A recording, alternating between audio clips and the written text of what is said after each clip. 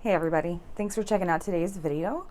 I'm sorry there's been kind of a break in between some of the videos I've put out. It's been rather hectic recently, which I'm sure that you all totally understand. So having said that, this is going to be the first video in a series about basics of war. We're just going to talk about very general information as far as what happens with war and some things that are really important to know with that. So let's get started with part one.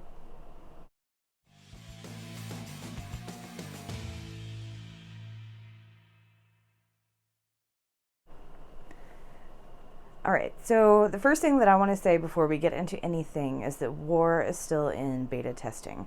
So it's considered an open beta right now, which means that any guild that has 15 members or more can participate in this open beta testing. There's a chat in Discord where you can talk about different, like you can have the beta chat and you can talk about any bugs or any suggestions or anything about war, and anyone who participates in war is able to chat in there and kind of like read through different things that other guilds are experiencing.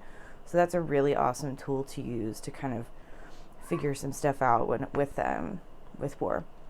So war is basically like a tug of war, essentially, for having the most points that you gain for defeating different strategic points on the battlefield. So you're going to have two guilds that are paired together based on how many points they have, their ranking essentially. And if you're first starting out in war, it's going to take a couple of weeks for that to really kind of balance out and for you to really get matched with someone who is right on your level. And there are a bunch of different rankings for the guilds. So as you continue to win, or if you have some losses, you're going to be paired with guilds that are in your same area until you can progress to the next ranking. So with war, there are several phases as far as war goes, like the getting ready for war and then the war itself, and it goes through a whole process. So the first part is registration, and this is where the guild leader can either choose to opt in or register or unregister for war. So you have to do this before matchmaking, so that way you make sure that you're in the war. And every time after war, currently with the beta, the way that it's set, after war ends, you are automatically unregistered. So you have to go back in and register for the next war. So it does happen 2 times a week. There's a midweek war and then there's a weekend war. So each time that cycles through, and depending on what your guild is going to do, you have to re-register for every time. So during this phase, again, you have to have 15 members minimum to qualify for war. And in this point, members can start, or if it's not already in there, members can input their defense teams in the castle, which we'll go into a lot more detail about that, and probably in part 2. So they'll submit their defense into the castle before those then go out onto the battlefield. So it's really important that they get that taken care of.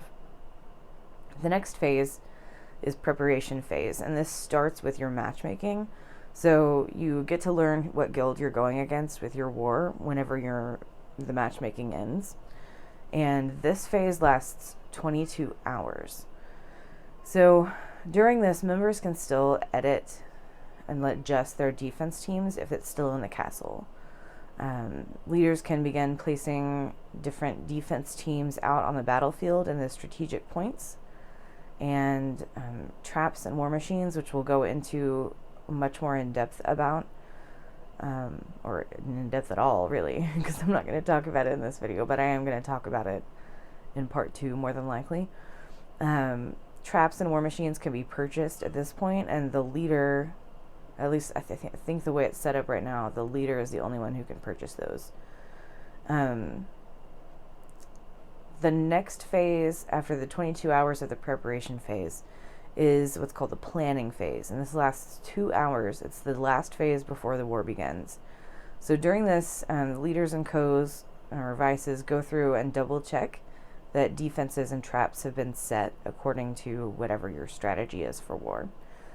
Um, that it's basically just a 2 hour span of time for those in the higher leadership positions to go through and double check everything, make sure that you have what you want set up, and then get ready for war.